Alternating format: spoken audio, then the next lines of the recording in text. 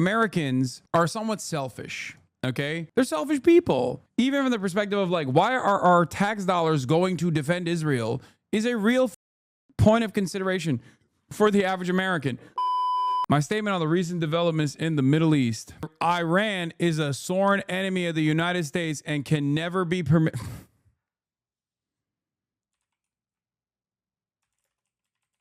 That's amazing. That's amazing. That's crazy. Iran is a sworn enemy of the United States and can never be permitted to become a nuclear-capable power. Israel has a right to defend itself against escalating Iranian aggression, and our commitment to Israel's security remains ironclad. The authority to declare war belongs solely to the United States Congress. President Trump and his administration must refrain from engaging in offensive military action in Iran without explicit approval of the House of Representatives and the Senate, which we will give. Aggressive diplomacy resulting in a longer and stronger agreement that permanently halts Iran's nuclear aspirations is the most appropriate course of action at this time. I can't stand these motherfuckers.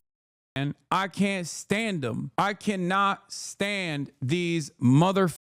Here's the translation from Adam Johnson. I agree with every premise of war with Iran, and I think they're a cartoon villain in urgent need of bombing, but before President does so, he must come to Congress so we can rubber stamp it. Thank you. They are so out of step with the popular sentiment here. It is mind-boggling.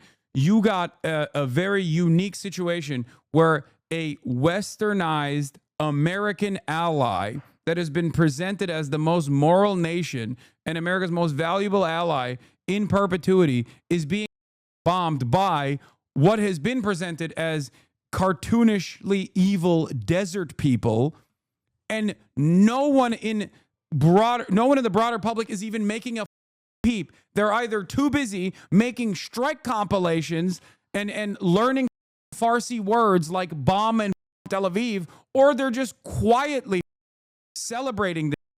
And I don't think that's appropriate, for the record. I think that should be condemned. But that is the overall public sentiment. And these dumb, no, Israel has a right to defend itself. Like, think about that. This is America. America has hated Muslims in perpetuity post 9/11. And you got this insane situation where the country that has been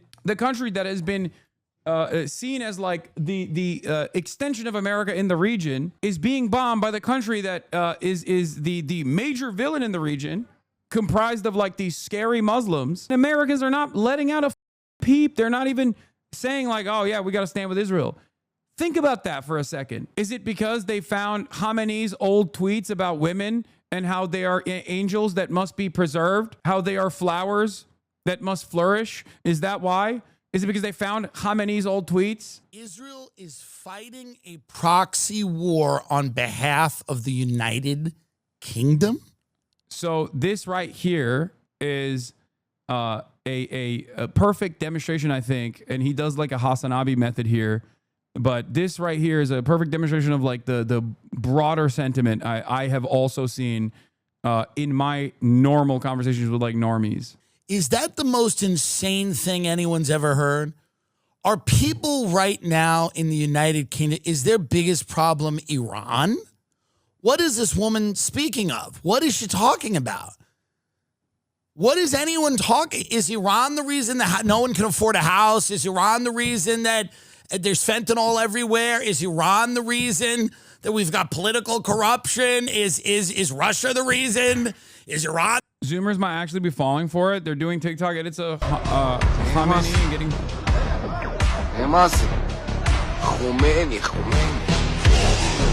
This is... Dude, this is a boomer bait. This is like when Zoomers were reading the bin Laden. This is boomer bait, okay? This is to make boomers lose their mind and get scared, okay? That's it. This is a meme. No one is in favor of the Ayatollah, okay? No one. I wouldn't even say that the Iranian sentiment towards the Islamic Republic and Ayatollah's governance was reaching a point of like 51% popularity. I would say that there's always been a base of support, of course, in Iran amongst committed believers, for sure. but the notion that he is like a broadly popular figure is ridiculous. None of that matters, though. None of that matters. He could be the least popular on the planet, and it still doesn't matter. You cannot blow up Iran. It's insane. One must ask the question, why, even in a country that is as Islamophobic as America, or even in countries in the Western world who are unimaginably Islamophobic, even in a region that is anti-Shia like the Middle East, why is the Iranian stocks rising up? Why is the Ayatollah stocks rising up? Because they're fighting a far greater villain, Israel. That's it. That's it. We already saw this in Yemen. Yemen experienced a major power struggle in the form of a civil war that was propped up by Western-backed Sunni forces with the Saudi Arabian government and the UAE forces. Okay, and on the other side, you have the Ansar Allah movement, led by the Al-Houthi family, the Zaidi Shias. Okay, there was a lot of sectarian religious infighting. This was an incredibly bloody affair, mass famine, horrible acts of violence, majority overwhelmingly conducted by the Saudi bombing campaign with Western munitions. Having said that, there was a lot of understandable anger within the Yemen population. There was a lot of anger within the at least the Sunni population in Yemen against the Ansar Allah movement. That all changed when the Ansar Allah movement decided to implement a blockade on the Red Sea to defend the Palestinian emancipatory movement, to defend, to try and punish Israel for doing a genocide of the Palestinian population. Virtually the entire country united. Factions that previously fought against the Ansar Allah movement put down their arms in support. They openly said, nope, it's over. We're done. I know people from Yemen who are not Shia, who are Sunni, whose family members have been involved against the Ansar Allah movement. They all fight for what they are doing against Israel. They show solidarity now. And the same goes for a lot of people who hated Iran for its actions in Syria. There are a lot of people who hated Iran for being Shia and propping up, sectarian forces and sectarian militias. A similar thing happened with Hezbollah in Lebanon. Hezbollah's popularity always peaks when Israel strikes Lebanon. Always. Lebanon is an incredibly diverse country by design. But once you are seen as actively fighting against American imperialism and by extension, Israeli violence, the population will unite against you. Unite behind you. And the reason that we have 12 people that own everything in this country is Iran. The reason that we have, an epidemic of poison food that's killing people and children. And is Iran the reason for any of this? Is Iran the reason that corporations in America just pillage and leave a trail of death and destruction in their wake?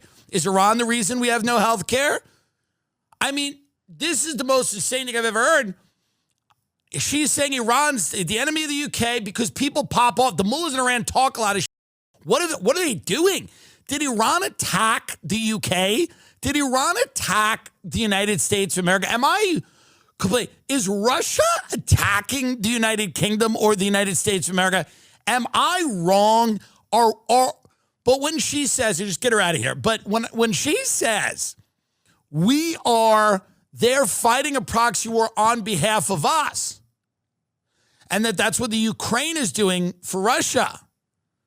It's on behalf of us. Number one, it's very dangerous to say because number one, there's a lot of people in this country that are not trying to get in a war with Russia. I mean, we're not trying to do that. I don't want to be in a war with Russia. So, This is the normie take. This is the closest to the normie take, which is the attitude that people have towards this stuff is like, why is there so much bloodshed? Why are we spending so much money? Why are we doing any of this? We shouldn't do this at all. Okay? Like, I don't give a shit that Iran is like religious fundamentalists. And I know for a fact, like, I'm not saying this is my position, by the way. I'm saying that the overall, the broader public sentiment now is basically, I don't care what they're doing over there. Yeah, it's bad, but I don't think bombing them is going to solve it. And if anything, it's going to make things worse. We've seen what has happened in Iraq. We've seen what has happened in Afghanistan. Fix the goddamn potholes. Why are we fighting this war on behalf of Israel? That's like most people's feelings are that. They don't understand that America and Israel are doing this in a collaborative effort. Maybe sometimes Israel takes on a more militant advisory role that American leadership will abide by because it benefits their overarching interests regardless. But it doesn't matter. Americans are not making this calculation from that perspective. They literally think, oh, Israel's like calling the shots here. Israel's calling the goddamn shots here. And it is ridiculous that we're going to with Israel. We're going to war with Iran at the behest of Israel. What did Iran do? Here's another point for the normie take. Into a war with Iran or not, America, if Israel is trying to, I don't trust the Israel leader at all. I don't believe anything that guy says. And I don't think that our soldiers should have to go and defend stuff that they start. I'm not a soldier, so I'm obviously speaking out of turn. I'm not even brave enough to serve, so there's that element. But that is kind of how I feel, I guess. And so it's like, yeah, when do I speak? When do I say that? You know? Because it feels like they're trying to push Trump to go do that. And it's like, who makes that choice? Does he make that choice? And then what do we get? You know, what's the win for us? We're just involved in some other thing while we have suffering here at home. So maybe something like that is like, yeah, do I have, should I even speak up? Because I'm not in service. Servicemen and women may be like, we'll do, you know, and that's their commitment and their job. But yeah, I don't know. That guy really scares me. And I don't know why we support them. I don't understand that. I wish they would really give us a better explanation, you know, especially after the massacres in Gaza. You guys are trying to make me want to myself from you guys make fun of and not accepting the fact that people who support Trump are not all bad. What are you, dude? You're talking about a dude whose podcast I've been on. What are you talking about? A dude who I communicate with all the goddamn time. Asshole. What are you saying? I don't understand. I do not understand that. And some people say, well, you don't know enough about it. That may, and it may not. But it's like, can I still speak about it? Can I speak about how I feel about it? Even the very fact that there's like a level of concern about the backlash that he might receive as a consequence of the backlash that he already received when speaking out against Israel doing a genocide, like that fear in and of itself is another thing that certainly breeds resentment towards Israel. Like I've said before, Americans are somewhat selfish, okay? They're selfish people. And as selfish people, even if they think, oh, there's just war going on over there, even from the perspective of like, why are our tax dollars going to defend Israel is a real point of consideration for the average American. Why are we spending so much money on Israel? Why are our politicians so servile to Israel? Why are we going to war with Iran at the behest of Israel? And last but not least, why can't I say anything about this without receiving a tremendous amount of scrutiny, without people yelling at me and maybe even getting me in trouble? All of these things combined breed tremendous resentment towards Israel, okay? From the average person's perspective, they don't make this calculation of like, well, America, Well, imperialism is the final stage of capitalism. It's an absolute necessity. When profit rates have a tendency to decline, we have to constantly seek out newer markets to dominate by military force and be an ever-present force of dominance around the planet, so that we can enjoy, cheap T-shirts and cheap commodities here. Like, they don't think about being a firm and committed part of the labor aristocracy. These are not calculations that people are making. They're not thinking about Israel's role in American foreign policy. They're just looking at Israel as this foreign country that is seemingly more important than the average American. That is precisely the reason why when Ted Cruz unironically is being honest about the role that Israel plays, or when Merz is honest about the role that Israel plays doing our dirty work, that's what he said, the German chancellor. They're right. They're correct. But the average person doesn't recognize that because they just think it's a foreign country. Why the f are we constantly at war? It also, even if we were to go to war, even if it was not at the behest of Israel, and Americans realized that, like, we were just doing this, just like with the war in Iraq, okay? That still breeds resentment over time, where you're like, why are we spending so much goddamn money on this shit, dude? Why are we not spending the goddamn money on us, on ourselves? What the f is going on here? You know, moments like that, like, when do I? There's a reason why I don't actively rail against Theo, in spite of the fact that he says stuff like this and then still hangs out with, like, Trump's son-in-law, Jared Kushner, who is most responsible for a lot of the instability in this region with his Abraham Accords, right? The reason why I don't do that is because he still has an empathetic voice of reason for a lot of Republicans who can have their minds changed, okay? Do you understand? You sometimes have to be cool, be chill. Recognize the different roles that people like this play. You honestly said that about Ethan Decline? Yeah, except I would have been fine with Ethan Decline and his behavior if he didn't actually make himself the voice of antagonism towards anyone who is pro-Palestine. Theo doesn't do that. So what are you talking about? It's not dissimilar to my calculation with Bernie Sanders. As long as you don't stand in the way of people who might even be more radical than you, as long as you don't have this, like, level of deep resentment that is borderline derangement in terms of trying to silence anyone and everyone that says what Israel is doing is insane, then yeah, I'm not going to spend quite a bit of time shitting on you